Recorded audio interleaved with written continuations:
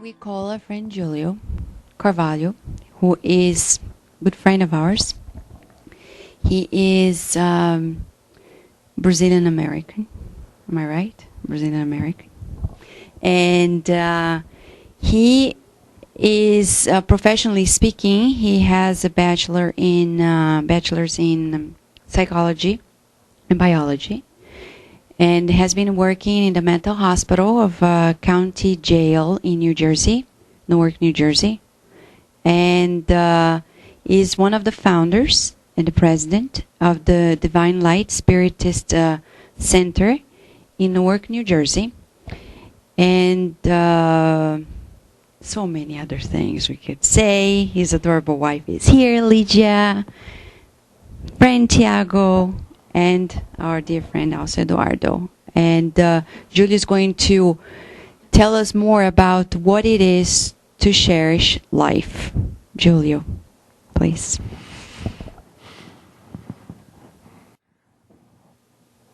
Let's everyone wish peace in our hearts. While we were driving to Baltimore, someone reminded me that today we celebrate love. And I said to myself, you know what? These are perfect topics to discuss about. Abortion, euthanasia, suicide. Don't this coincide with Valentine's? Of course it doesn't. So let me bring a little story so we combine all these topics together and at the same time celebrate love. This story happened in the late 1930s, before World War II. This man entered at a Florida library and he found a book. And back then, without any computers, he was reading this book and suddenly he noticed that in the margins of the book, you know when you're reading a book and it's so interesting to you and you start making little notes at the margins? He looked at these little notes and he thought to himself, my God, someone who writes this so beautifully could only be a gorgeous woman. So he anxiously flipped all the pages in the book to get to the last page so if he could find the address of the person who last read that book. And for his surprise, there it was, an address from New York City. So he decided to write this woman a letter, inviting her for an innocent friendship. Now, my male friends, you know when we invite a woman for an innocent friendship, we know what we mean, right? So that's what he did. So he wrote her an innocent letter inviting her to an innocent friendship, and she decided to write him back and start this friendship. And as they kept writing back to one another, World War came, 1939, and he was shipped overseas. And they continued writing. They didn't care the distance because the love binded them together. So one day he decided to ask her a question. He said, you know, we've been writing each other for the past 2 years, and I have no clue how you look like. Why don't you send me a picture? So she wrote him back and said, you know, if you love me the way you say you do, my looks shouldn't matter. And he said, yeah, right. What did I got myself into it, you know? Oh, my Lord, this is probably such an ugly woman. But she writes so beautifully. You know, let me continue this relationship. I have nothing to lose. So they kept writing to one another, and the war was over. So he decided to meet her at Grand Central Station in New York City. And he said, you know, since we never met each other, I haven't seen a picture of you. I will carry under my left arm the original book that you read in Florida. That way, when you see me with my army clothes, you will notice right away who I am, because I'll be carrying the book under my arm. And in order for me to recognize you, I want you to wear a red rose in your left shoulder. At 6 o'clock p.m., we will meet each other. And then we will go to this restaurant that I know just by the Grand Central Station. So the day came, and they were going to meet at 6 o'clock in the afternoon, but he was so anxious to meet this woman. Guess what time he got there? Like 11 o'clock in the morning. He kept fixing himself the whole time. He made sure that his clothing was spotless. He kept putting more gel over top of his head. He kept checking himself in the mirror every minute. And you know how sometimes you're so anxious that time for you delays? So for him, those 6 hours seemed forever, as if he was by the station for 3 days. But 5:50, he was anxiously waiting for her, and the train arrived. So now he got all nervous. He was shaking so much. Suddenly the door opens up, and this woman comes towards him. It was a blonde lady with this beautiful green dress. She had curly hair, crystal blue eyes. My gosh, she was gorgeous. And she walks towards him, and he couldn't believe his own eyes. And she looked at him and said, "Going somewhere, Captain?" But immediately he reminded himself, and he looked, and there was no rose. And the lady just passed by him and continued towards her path. And he felt tempted to follow her, but then he reminded himself, I'm waiting for someone else. She doesn't have the rose. And this other lady comes out of the train, and this was a lady around her 50s. You know how you ride a train for hours, and when you come out of the train, it seems like you came out of hell? You look so messy. Your clothes is all over the place. Your hair is all messed up. So this woman walked towards him, and he looked at her, and there it was, the red rose. So he felt tempted to run away. What did I got myself into? Oh, my Lord. She is old enough to be my mother.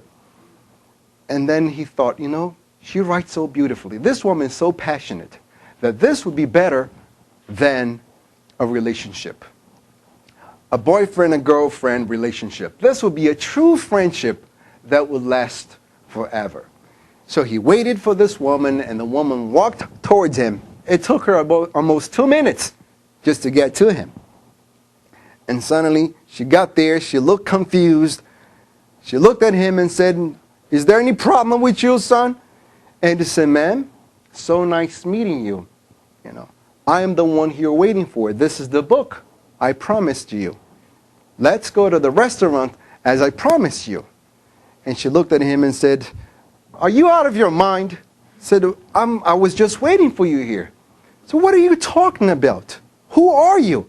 I said, "I'm the young man that promised you to take you for dinner."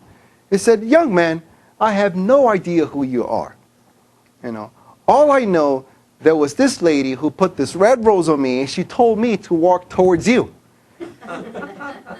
And he said, "Who was it? Did you see that blonde lady passing by? She's the one who did it."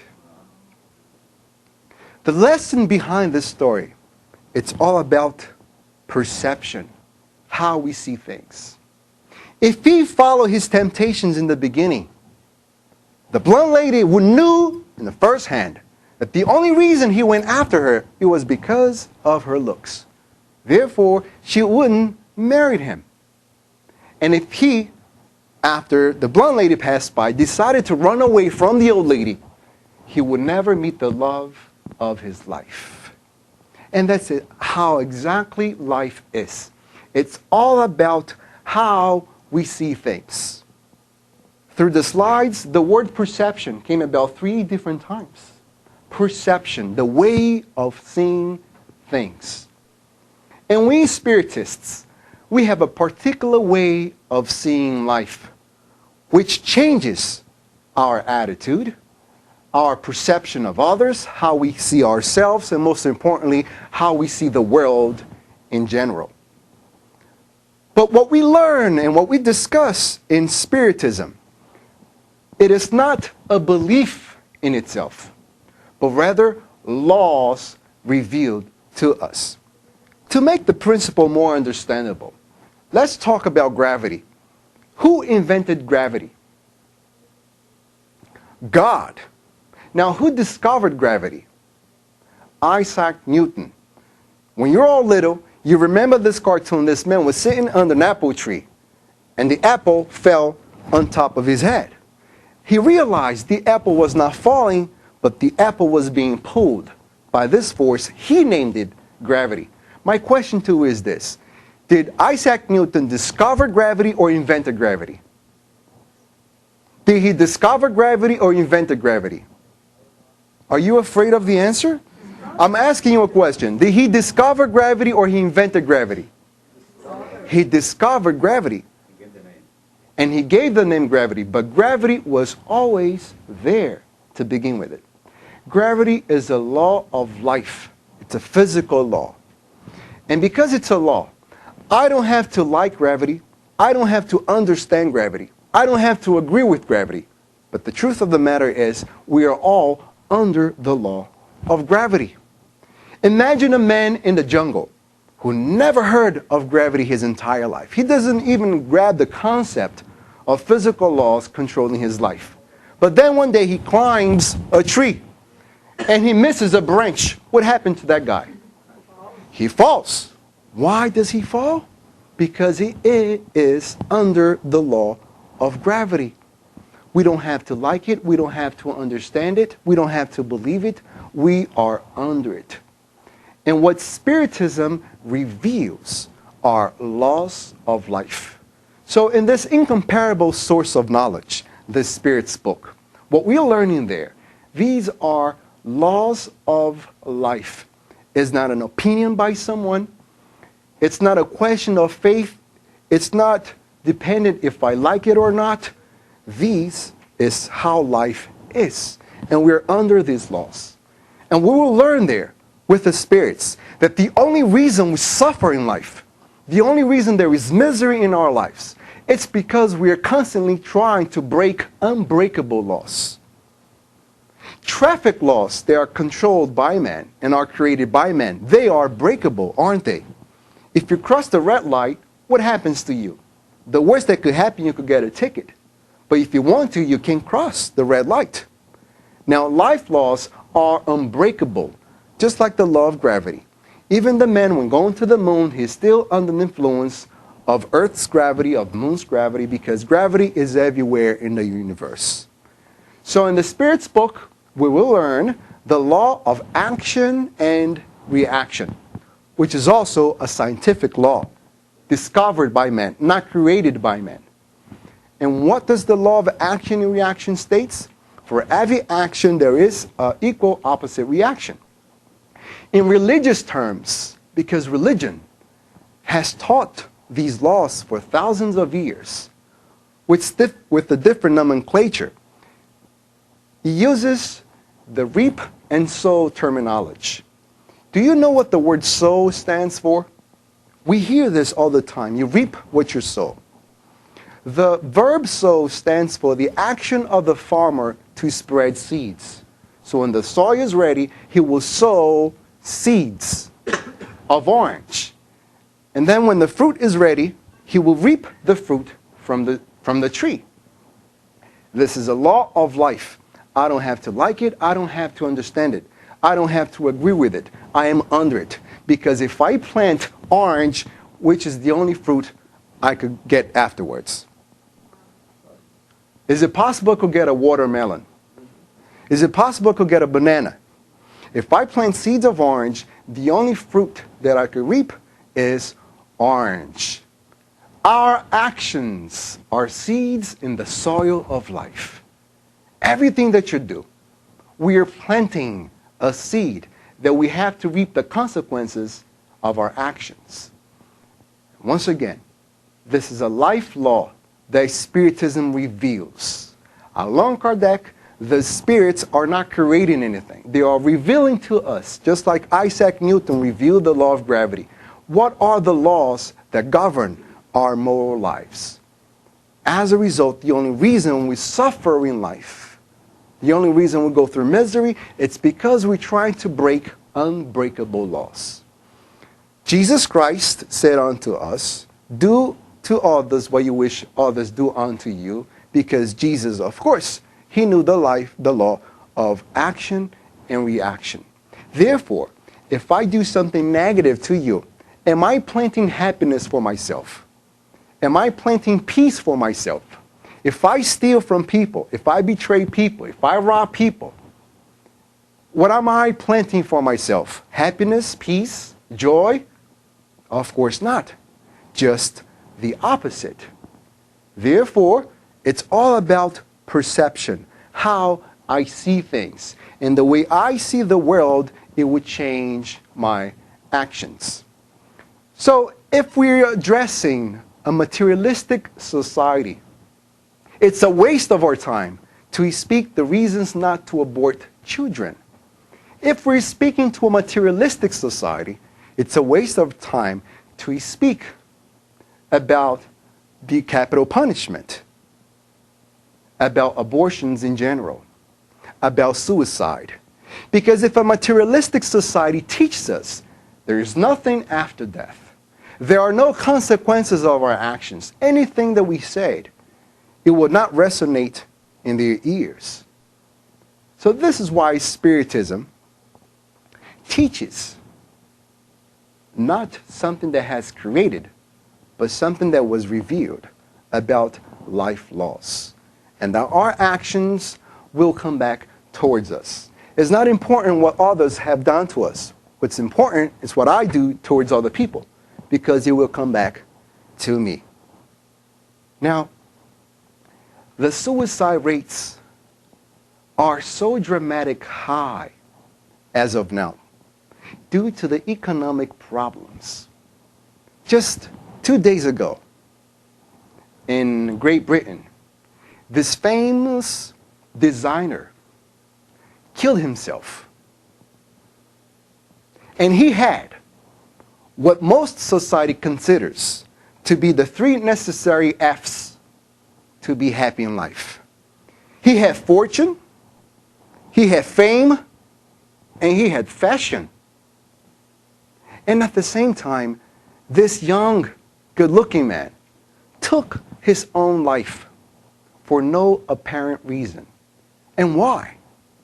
That alone should be a very powerful message to us, that money does not equal happiness. But we are constantly bombarded with this message when we watch commercials. You see people riding their cars, their SUVs in commercial. And these are psychologists who design these commercials. And always when they're selling their product, do you see anyone holding their product and they're crying in the commercial? Yes or not? No.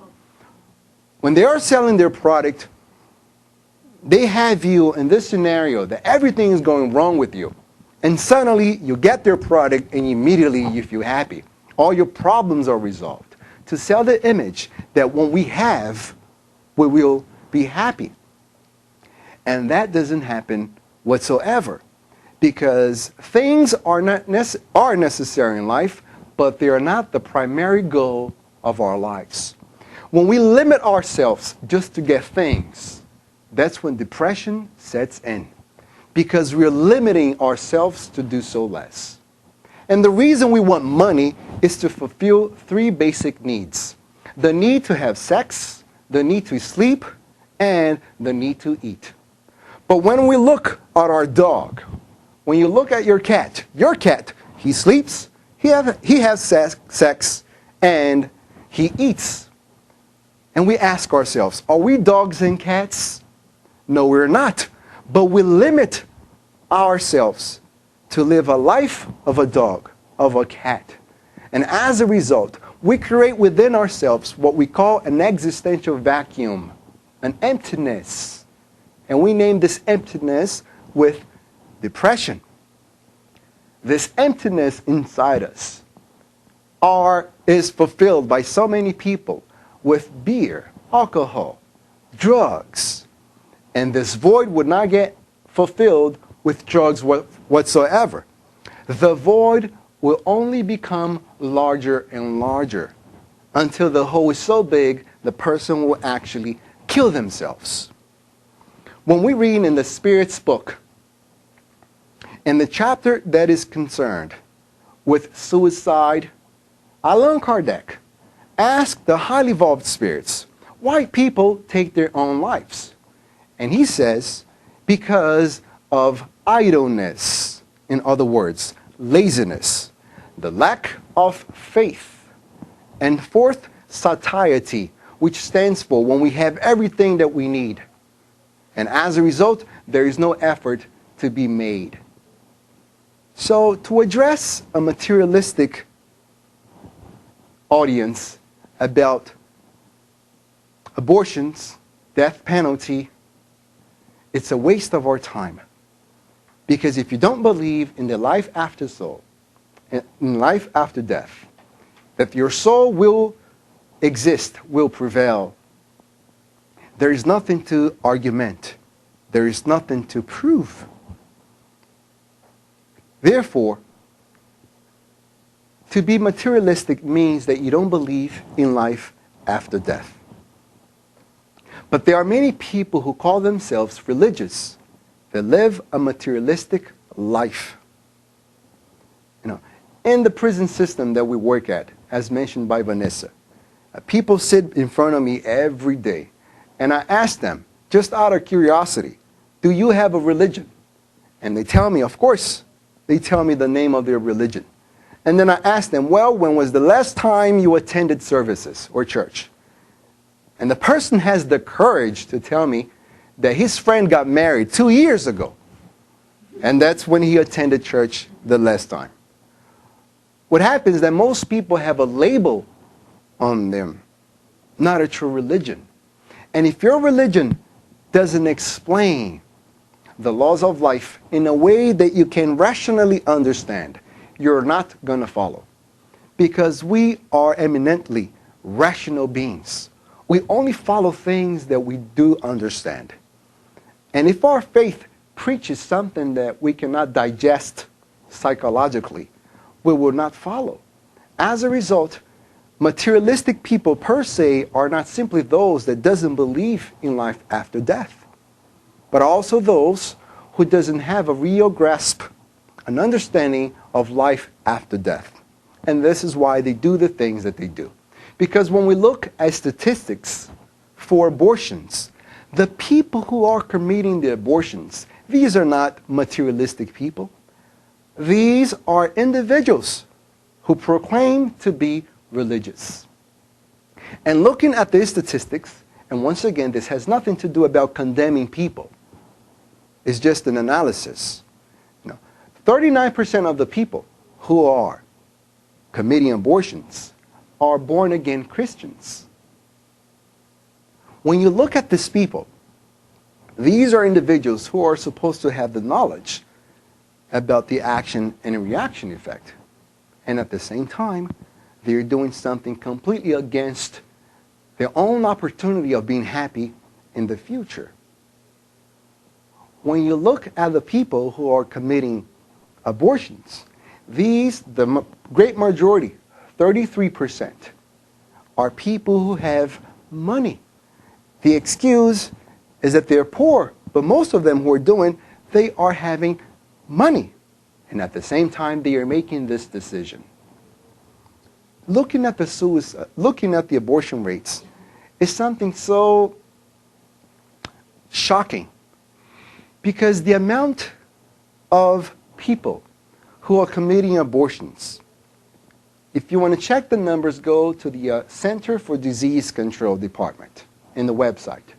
1% out of the 99, out of the 100%, 1% of the women who are committing abortion are doing because they were raped.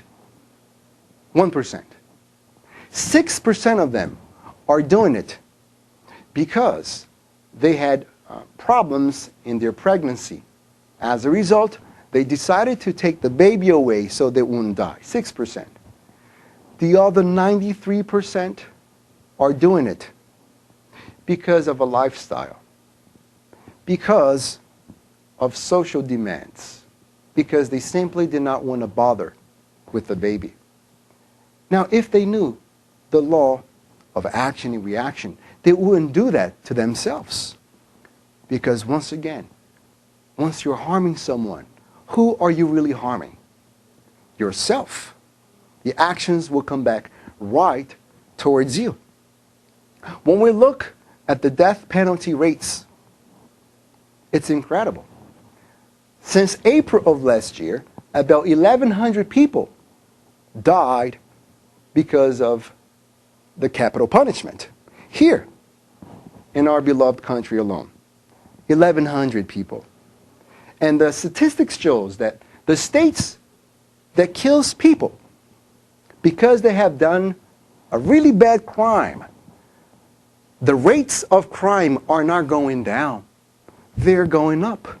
So even the reasons that they justify of killing these people, which is the amount of crime, the rates are not going down in states where people are being killed because of their crimes. Crimes are going up. Do you follow the pattern? In abortion statistics, do you know how many people are being aborted every day in this country? Do you have any clue? In the world, about 144,000 babies are killed every day. And here, in our beloved country, about 1,300 babies are aborted every day. In a year, it makes 1 million. And since 1973, when the law was passed, about 50 million babies were aborted. 50 million people. Do we have any clue of how many people? And because, what are the reasons these babies are being aborted? There is even the political argument that if we had 50 million extra thousand people in the U.S. right now, we wouldn't be in the economic crisis that we have, because we have 50 million more people paying taxes to the system. So even from the political point of view, the argument is very plausible. We're taking less people contributing to the system, and as a result, we have the clash. More older people surviving from an older system, the system will clash. So from any point of view that we look at this, it's not affordable. It's not healthy. Not for the individual, not for the collective as whole. And the suicide rates are alarming. Last year alone, just the year 2009, about 36,000 people took their lives. Out of 400,000 people who attempted to kill themselves, unfortunately, 36,000 people killed themselves. Now, we speak about numbers, but we really don't know what this number represents. Have you ever gone to the Baltimore Arena here? Who has attended the Baltimore Arena? You know how many people fits in that arena? 14,000 people. So the amount of people who have killed themselves last year alone in the U.S. could fit that arena 2.5 times. Picture the whole arena full of people, and all those people took their lives. Now, when you look at these numbers to understand them, this is what sociologists do. They study the numbers to understand people's behavior. Who are the people who are taking their lives? Some people might suggest, maybe the immigrants are taking their lives away, you know? They're not getting any driver's license. The guy works 16 hours in the kitchen washing dishes, and he sent all his salary back to Mexico. And his wife there is having a honeymoon with the new husband with his money. Maybe that guy has plenty of reasons to kill himself, right? Not that guy. Some people might argue the African Americans are killing themselves because they don't have the same access to education, racism. When you look at the numbers, it's not what we're seeing. When you check the numbers, when sociologists studies the numbers, these are people from middle to high class who has all the things that we call happiness. And at the same time, they're taking their lives away. that sends a very powerful message. Because most of us do many stupid things in our lives because we don't have the things that we wish that we can have. Money, cars, houses, we lose our job. But those people who has those things, they're not satisfied, and they're taking their own lives away. When you look at people's behavior, do you know that more males kill themselves? Women kill themselves less than males. But the interesting thing is that women attempt more times to kill themselves, less than men. But men are so ignorant and so brutal that when they try it, they're very successful. Meanwhile, when women try it, they try the less lethal things. And they cut their wrists, they try to poison themselves. But you know how men are so irritable and so ignorant in their actions that when he tries to do something, he jumps in front of a train, in front of a car, he jumps from a building, and then he dies. But another interesting number, looking at suicide rates, is that when women becomes doctor, out of our whole society, women who are doctors are the ones that takes their lives more than anyone else. Because since women try more often than men to kill themselves, when they have the knowledge of doing it, when you become a doctor, you know the exact poison to give it to you, and then you do it. Another rising number in suicide rates is the veterans from the Iraq and Afghanistan war. A lot of young kids, 20 to 30 years old, they are making out the 20% out of 36,000 people who took their lives, 20% are the young kids who are coming back from Iraq and Afghanistan. They're taking their own lives. And this is a serious number. The government is very worried about this number. Different agencies have been created to stop this alarming rate of young kids who have completed their mission and at the same time, due to PTSD, depression, things that they've seen it and they have done it due to their obligations, they can bear the pain. Someone commits suicide because the pain is so unbearable that they believe that if I take my life away, I will not feel any pain. The amount of people that sits with me every day and wants to commit suicide is alarming. And because the psychiatrist is sitting right there beside me, I have to follow a protocol that I personally don't like. If someone verbalizes, I want to kill myself, I have to take their clothes out and put them in this cold cell with a paper gown. Now, I know by doing that we're not solving anything. If he really wants to do it, he wouldn't verbalize it to begin with it. I know it's simple manipulation. But the thing is, we have to follow this protocol. And as a result, he is wearing this paper gown for the following 48 hours. Everyone wants to commit suicide for simple things that happens, for little trouble that they have, the hardship that becomes too much to handle. And that's because about perception. If we see that everything that we go through in life, it's against us, if we have a perception that life is against us, everything is difficult, that life wants just to crush you, we will want to run away.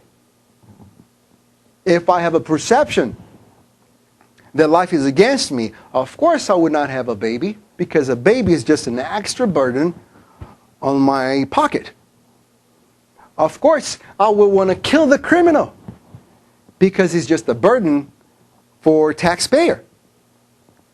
Of course, I will kill myself if I'm going through problems, because I have a perfect idea in my head that nothing survives after death, and that life is against me. And that's when Spiritism comes into place to give us a clear understanding that we are never victims of anything. Rather, we are responsible for the difficulties that we face in life. And more important than that hardships and difficulties in our lives has a beneficial purpose. Whenever you're going through something difficult in life, that's not an experience against you. That is not a situation to crush you down, but rather to empower you, to help you move on. There is a story about these two friends. One of them was so upset, very depressed, very sad. He came to his other friend and said, I'm going mad. I'm going crazy. And the other friend said to him, what's going on? I know you're all right, but tell me, lately you look so strange. And he said, of course. Remember I had one horse? Yes, I remember that particular horse. What happened to him? Well, that horse, he was the life of our farm. All the money that we made was using this particular horse. But then I didn't notice that the fence was broken and the horse escaped and now he's gone. I'm desperate. What am I going to do? Please help me. But the other friend, who was very wise, looked at him and said, who knows what's good, what's bad? Who knows what's negative, what's positive? Who knows what's a problem and what's a solution? The other friend looked at him and said, here you go with this philosophy again. I'm tired of you, man. I'm telling you, I had one horse, now he's gone. To me, this is clearly a negative situation. It's a problem, it's a burden. 24 hours passed by. The same man who lost his horse came to his friend. And now he had a peaceful face. He was smiling, all happy. And the friend looked at him and said, now what? What happened? Well, remember I told you that my horse escaped from my farm? It so happens that yesterday he went up to the mountains. And there he found 9 wild horses. And you know how horses communicate with one another? They're very friends. And they start talking with one another. And those horses decided to ride back to my farm with my horse. So when I woke up this morning, instead of one horse, I had 10 of them. I'm so happy. This is great. And the other friend looked at him and said, well, be careful. Who knows what's good, what's bad, what's negative, what's positive, what's a problem, and what's a solution? Man, you're out of your mind. To me, this is definitely something positive. This is great. This is wonderful. I had one horse, now I have 10 of them. 24 hours passed by again, and once again, the friend with the 10 horses came all depressed to his friend and said, oh my Lord, you have no idea what happened to me yesterday. Tell me what happened. Well, remember I told you I got 10 horses? I have a very adventurous son. And that son decided to ride in one of the wild horses. And because the horse was so wild, he kept speeding up, and speeding up until a point that he couldn't hold on to the horse anymore. He fell from the horse and he broke both of his legs. Now he's useless. What I'm going to do, I have 10 horses and one useless son. The man looked at him and said, what? Who knows what's good, what's bad, what's negative, what's positive? And he said, stop, stop, stop. I don't want to hear this crap anymore. I'm telling you, I have a problem. My son is useless. How am I going to work this whole farm with 10 horses by myself? 24 hours passed by, and the final day of this conversation, the man whose son broke his leg riding the wild horse came to his friend and said, you were right the entire time. Yesterday, our country declared war with the neighbor country. And the army came to recruit my son so he could fight in the front line. But the minute the captain saw my son's legs all broken down, he said, well, we can't take this guy. He's useless. So my son's life was saved because he had broken legs. You could be with your legs broken as of now. Maybe not your physical legs, but your spiritual legs. You might be going through something really hard. You might be going through some difficulties. You might have the feelings of hopelessness. Don't believe that life is against you. Difficulties are there for a reason, to empower you, not to crush you down. God is not against you. He is for you. And if you understand what the laws are, by reading this incomparable source of knowledge, the Spirit's book, not only you use your resource wisely, but you also will make fewer mistakes, which will avoid you to commit more crimes, and of course go through the pain, the consequences of your actions. The purpose of trials in life and hardships are not for us to run away from it, to commit suicide, but rather learn it from it, to empower us. The potentials that we have inside us, it's only developed when we go through difficulties. Because the reason, number one, people that commit suicide kill themselves, it's because they believe that life is too hard. They believe the problems are just too great for them to handle. And if they only knew that the problems are not there to destroy them, but to empower them, they will avoid all the pain that goes with it. Because, as we have said, you don't have to believe it, you don't have to understand it. We're under this law. Because for someone who commits suicide, as explained by both of the previous speakers, that individual will create more pain. One common sense, as the Spirit's book explains, one common sensation that all suicides have after the killing of themselves is the deception of knowing that they have not stopped living. And not only they had their same problems that took them to kill themselves, but on top of that, they have the consequences of taking their lives away.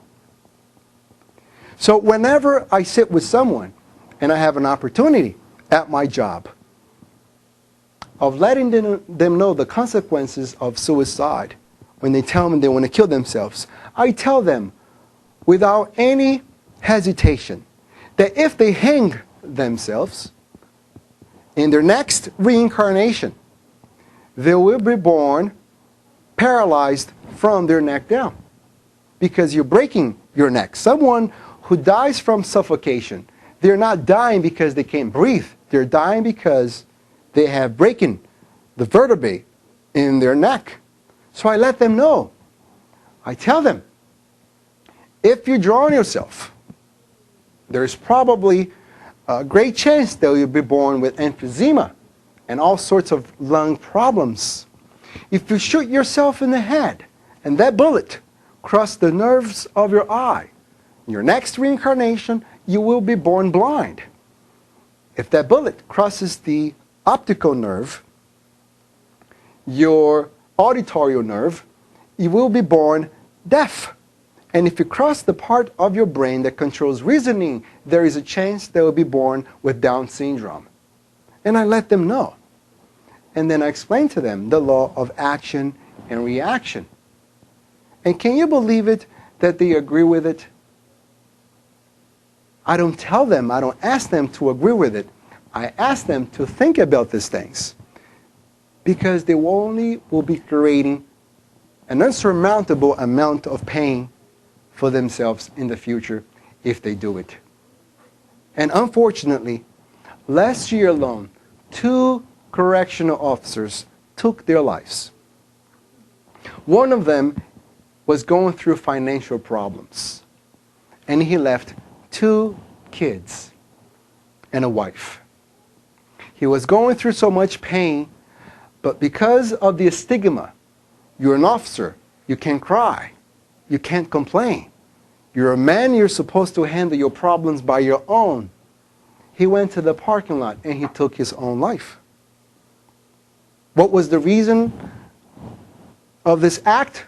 Pride for not looking for help. The other one was responsible for helping two inmates to escape. And the inmates betrayed them by writing a little note saying that he's the one who helped him, and they laughed at him. They actually draw cartoons of him helping them break into the jail system and being free. And unfortunately, that individual who was asked to present before the judge took his own life, leaving 3 children and a wife behind. Did they solve their problems by doing this? Of course they didn't. Not only they didn't solve anything, they have created more problems for themselves. Because the family who's left behind has the guilt that they were also responsible for this negative action. Their kids will be raised without the father figure, which also will create all these different sorts of problems for them, because their father has so much pride that they couldn't handle the problems, taking their pride away. And that's one of the most important Spiritism teachings: pride and humbleness. What is pride? Pride is when we believe that we're better than other people. And humbleness is just the opposite of that. When we have pride, we create all sorts of pain. When we are prideful individuals, we don't forgive any. We hold on to grudges forever because we believe that no one is entitled to do us harm. That's called pride. And the remedy to pride is humbleness. What is humbleness? Is when you consider other people's level and ways of understanding life. You don't have to agree with them, you understand them. And by reading the Spiritist magazine here, I saw that you guys will be celebrating Chico Xavier 100th birthday for every Saturday of the month of April. And Chico Xavier taught us many lessons. And one of the lessons that he taught us, that I read a long time ago, he said that we should be humble up until a point that we can even learn from a dog. When I read this, I thought it was just too poetic, Learn from a dog. I thought he was exaggerating so much. And then many years passed by, and we bought our dog. My wife decided to name him Milo. And her idea was, let's give him a mellow name so he could be a very tranquil, very easy dog to deal with it. But I knew beforehand, the spirits told me that this would be a wild dog. So I named him Typhoon, like the storm, because he makes a mess around the house. So one day, Typhoon sees me coming from the street, so I open the door, and he immediately escapes, and he runs to the street. And you know how smaller dogs are, the faster they become? I mean, not even if I was riding a motorcycle, I could reach this dog, He was going almost 100 miles per hour in the street, and I was crazy after him. And he was not streetwise, so he was crossing the street back and forth while cars were coming. I almost went nuts. And then he finally came to me. So I grabbed him. I took him upstairs. I took my belt off. And I spanked this dog. And I did it. It was hurting me so much. But I wanted to get a message across because I knew it would be much more painful for me seeing this dog die than hitting him. So I hit him hard with the belt. And he just stood there, getting all the belts on him. And then, I was very upset. He went to sleep. and I went for groceries. And when I came back from groceries, 2 hours afterwards, when I opened up the door, this dog, he jumped on me, he licked me, he barked at me, he played with me, and the first image that came to my mind was Chico Xavier's lesson. I should be humble enough to learn even from a dog. Why? Well, I have spanked this dog so much, and within 2 hours, he immediately forgot everything that I did it to him. When sometimes people say something wrong to us without even meaning, and we don't even speak to them for the next entire month. People might look at you and they don't praise you. They might have their own problems and they don't say the correct thing to you. And we hold on to grudges day after day, committing a slow type of suicide, an indirect suicide, just because of the pride that we maintain in our hearts. Humble enough to learn from a dog, to let it go. Two kinds of suicide that we have: direct suicide and indirect suicide. Direct suicide are the actions that we do that destroys our body immediately. Drinking poison, shooting ourselves, jumping in front of a train. Indirect suicide is everything that we do that harms our body, even though we are not intended to harm ourselves. If I eat too much, my aim is just to feed myself, but I am aware that all this food is not doing any good to my body. The excess is destroying. I'm overworking my organism. When I drink alcohol, do you drink alcohol to kill yourself? No, we don't. But we are aware that the alcohol is slowly killing ourselves. When I become irritable, when I'm pissed off all the time, am I being pissed off all the time because I want to kill myself? Of course not. I'm just angry. But in the process, we are aware that we are destroying our body. Because when we speak about these subjects, we might have a belief that has nothing to do with what we're doing with our lives. But in reality, the Spiritist teaches us there are few of those who live their lives up to completion. That most of us, through our behavior, are slowly depleting our energies by being irritable, by eating too much. Look at this country problem. Our beloved U.S. Back in Asia, you know which is the epidemic that is killing people? The bird flu, the swine flu. Back in Africa, we have AIDS, HIV. Back in South America, we have tuberculosis again. Do you know the epidemic that is killing the people? Obesity. Obesity, #1 killing disease. According to World Health Organization, more people die in the world of overeating than not eating at all.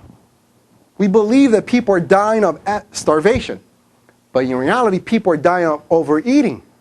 When you create all sorts of health problems, high cholesterol, high blood pressure, your heart can't take it anymore. And why? Because we're trying to fulfill the emptiness that we feel with food. And the emptiness doesn't get fulfilled with food.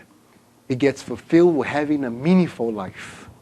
We need to find meaning in our life. Spiritism doesn't declare that it is the only right religion. Far from it. What Spiritism says, that the right religion for you is the religion that makes you better. That's the right religion for you. It could be any religion. But what Spiritism teaches, it gives us such a profound logical answers to the main questions we all have in life, that it actually gives us the tools to overcome any obstacles that we have. So we could fight any problems with happiness and at least with resignation when we are under pain. Spiritism is a science which studies the origin, the nature, and the destiny of the spirits, as well as its relationship with the corporeal world. Spiritism is also a philosophy because it studies the main questions we all have in life. Who are we? Where we came from?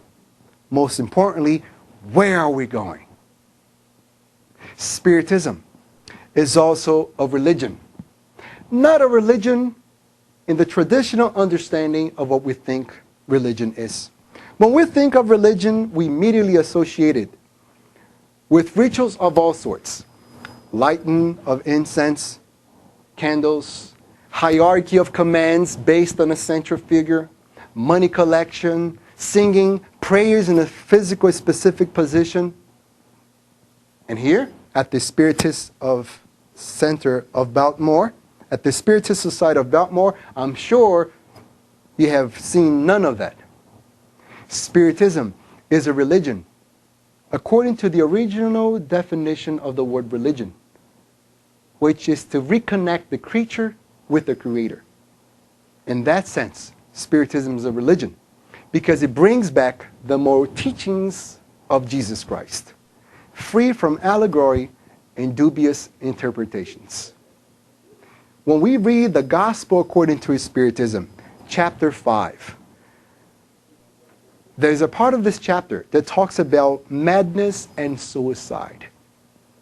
And it explains that the only reason people commit suicide, it's the lack of perception about the truth of life. Spiritists are not presumptuous to assert that we have the only truth. We are seeing the truth from an angle, while all the religions are seeing the same truth from a different angle. But all religions who are preoccupied in aiming in better people's lives, it's a good religion. But Spiritism has a very clear and logical explanation of what life is. And that gives us strength and wisdom to make right choices in life. Choices about abortion. Why we would not commit abortion? Because I know that individual who is born through me, it's someone who I have karmic debts from past reincarnations. I'm allowing this individual to have an opportunity to be in a physical body again through me, so we can together repair our debts from our debts from past reincarnations. I will not kill someone. I will not allow it capital punishment, because I know that individual will continue to exist. Imagine someone who is a very evil individual in his mind.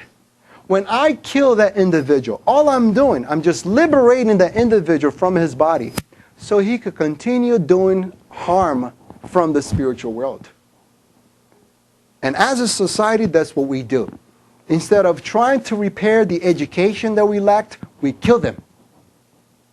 And as a result, these individuals are in the spiritual realm doing the evil things that they were doing before they died.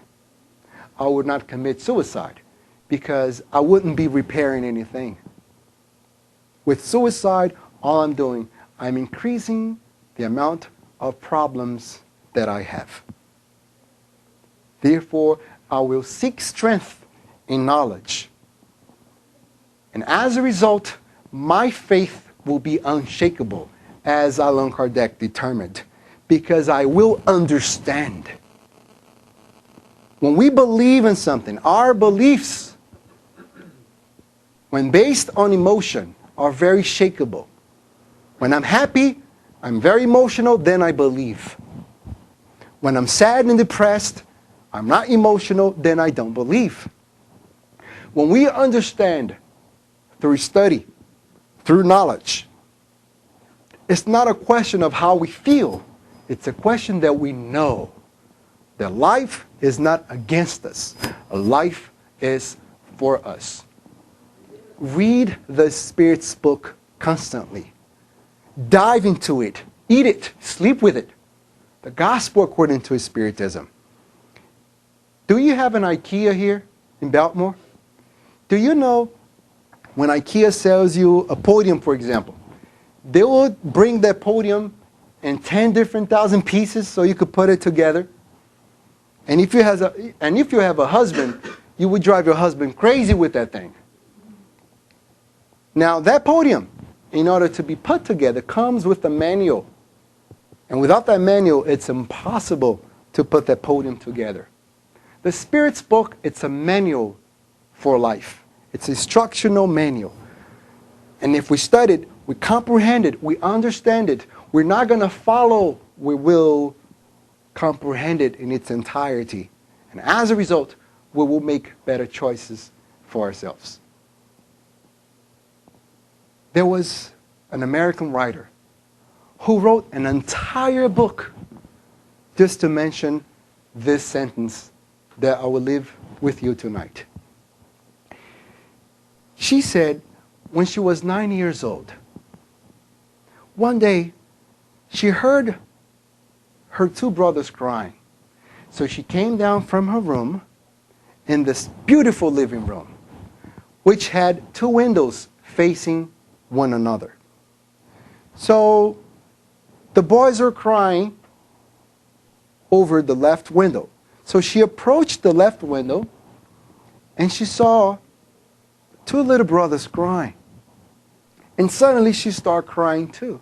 Tears just poured out of her eyes. Her grandfather heard her crying, came downstairs and said, "Elizabeth, sweetheart, what's going on?" And she said, "Grandpa, look at that.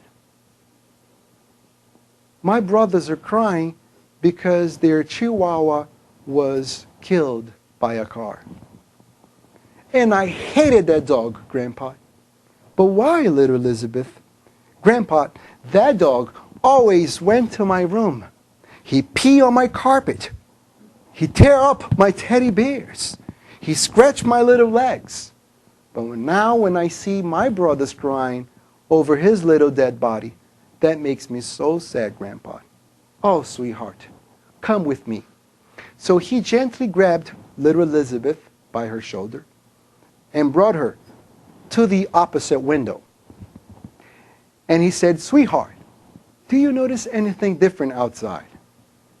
So she looked around in the garden and she said, "Grandpa, aren't those the red roses, the white roses, the pink roses that we planted?"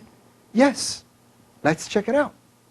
So they went to the garden and he was touching each rose, counting how many petals each one had, saw birds flying over those roses, and before she knew it, she stopped crying. She was laughing. And the grandpa said, "Come here, Elizabeth. I have something to tell you." So once again, he gently grabbed little Elizabeth by her shoulder and placed little Elizabeth in the center of the two opposite windows. And he said, and this is the sentence I want you to take home with. "Sweetheart, live your life according to this rule. Whenever you are situated in the window of sadness, always remember there is a window of sadness, of happiness awaiting for you. Whenever you are situated in the window of happiness, don't forget those who are situated in the window of sadness, waiting for your help. In the window of sadness, remind yourself there is a window of happiness awaiting for you. At the window of happiness, don't forget to help those who are in the window of sadness. Because when you help those around you, you will be helped. Because that is the golden rule. Do unto others what you wish others do unto you.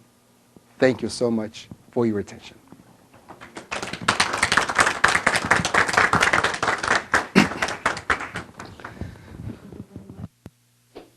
Thank you. And because I know we're going to be around, we're going to give you time to ask him questions after we finish our session. And we're going to do a final prayer to wrap up our session. So we invite you to close your eyes, join us.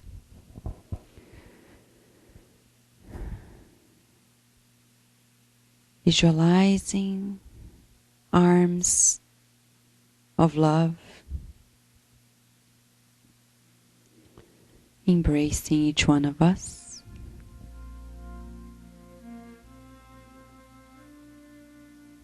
Feeling the hands of divine light caressing us.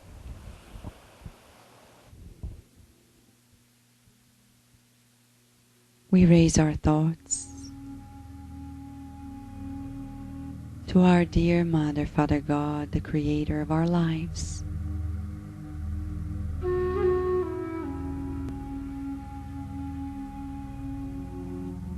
Dear God,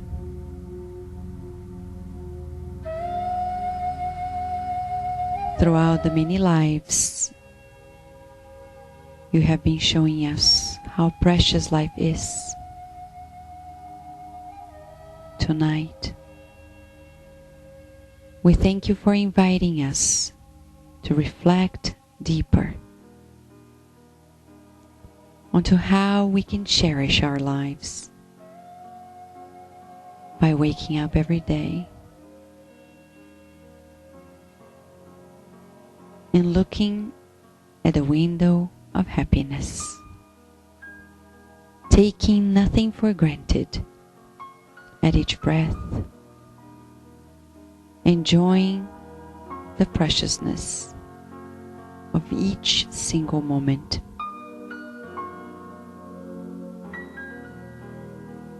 And also the preciousness of being by the window of sadness whenever you call us up.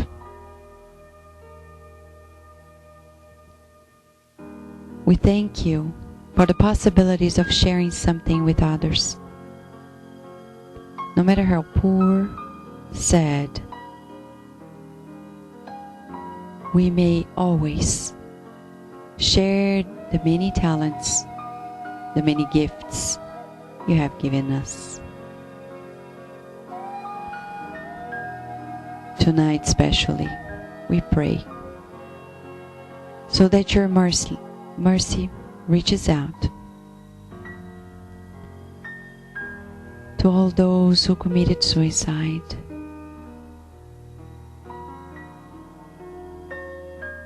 committed abortion, who quit their lives at the end of their suffering, or experienced the capital punishment. May rays of loving light envelop all of them, and the loving crew of Mother Mary rescue them, opening up new opportunities for love and light. May you protect our children and teenagers, everyone here present. May our homes be blessed with your light as we transform it into true temples of yours. And may new, brighter, warmer days come ahead of everyone. In your kindness, asking for your permission, we close tonight's meeting and service in your love and light. And so be it.